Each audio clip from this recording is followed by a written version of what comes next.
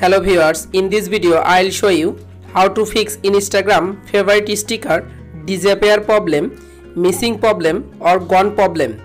If you want to solve this problem, please follow the step. Step 1. Open your Instagram application. Tap on profile picture.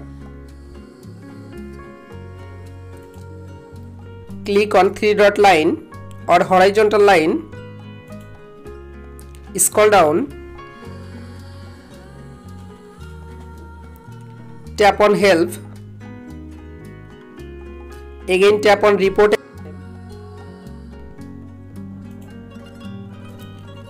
Tap on report problem.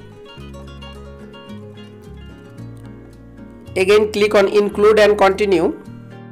You can briefly explain your problem. My Instagram favorite sticker disappear, missing or gone problem. Please solve this problem as soon as possible and send the support team. Go back. Step 2. Open your phone setting. Scroll down. Tap on apps. Tap on manage apps.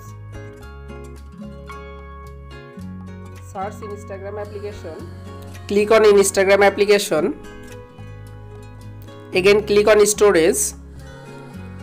Tap on clear data. Tap on clear cache data. Step 3. Open your Instagram application.